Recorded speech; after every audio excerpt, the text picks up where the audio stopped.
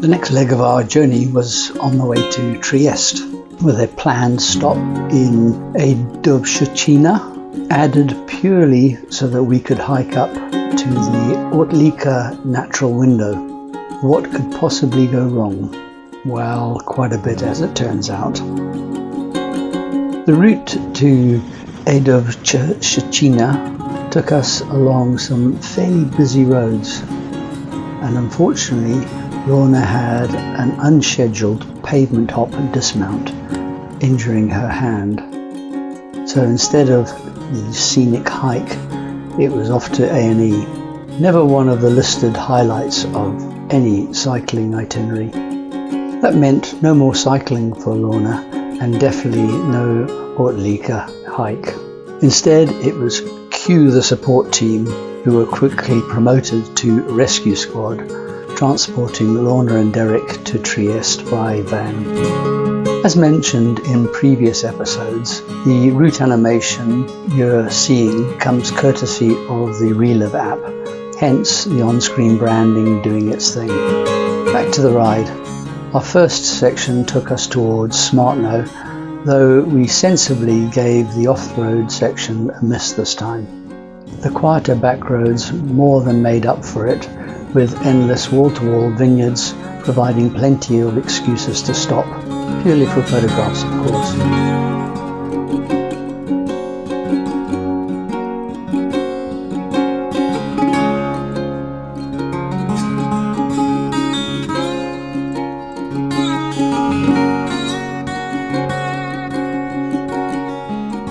We then descended into Goriska, a town split between Italy and Slovenia.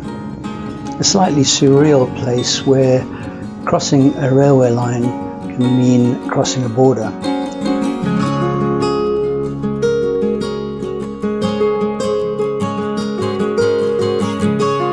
While there, we stopped to admire the world's longest stone arch rail bridge, completed in 1905.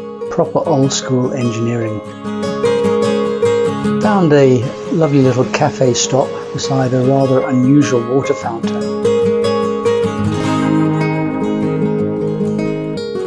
And we came across some equally unusual sculptures.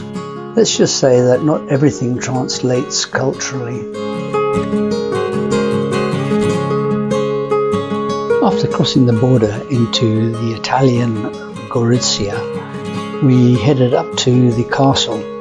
Sadly it was closed, but looked impressive and gave us an opportunity to stretch our legs and admire all the views.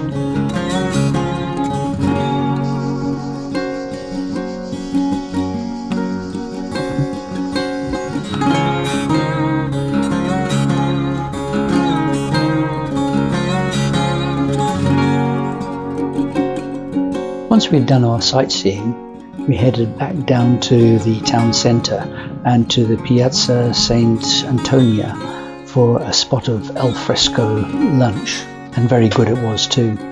We seemed to be sharing our piazza with some rather unusual bird sculptures, which were painted quite vivid colours.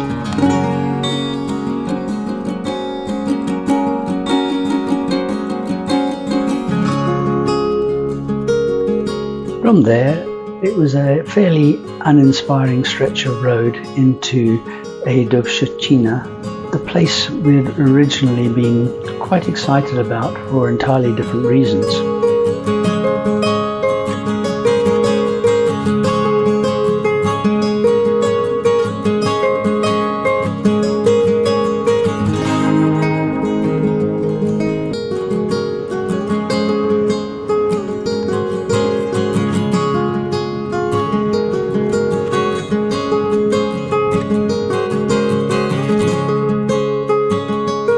The following morning, we were down to a lean, mean team of 3 heading for Trieste on the bikes.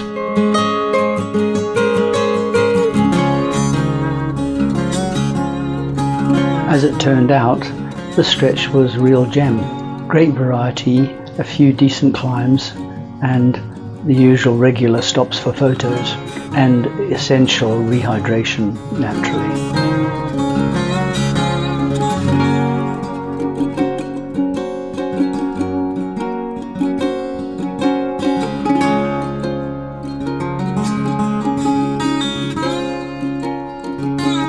One highlight was the stop in the lovely medieval fortified village of San Gel, where we managed to grind our way up to the top for some cracking views over the surrounding countryside.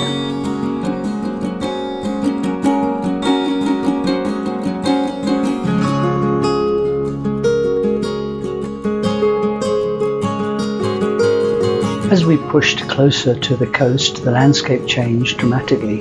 The rugged karst terrain rose up around us before finally giving way to the long-awaited glimpses of the Adriatic.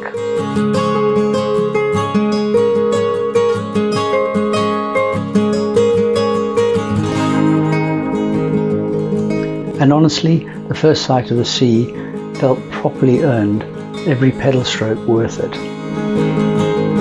Then came the reward, a brilliant descent into Trieste, following the old tram lines down into the city. Elegant, slightly grand, sitting proudly on the waterfront, Trieste really knows how to make an entrance.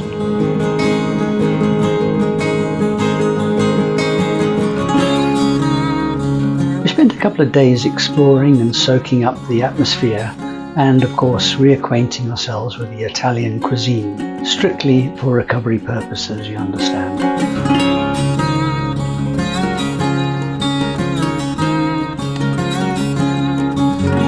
Although Piran will be the final leg of our epic ride, the next installment will include some highlights of our stay in Ljubljana. So until the next time, happy cycling.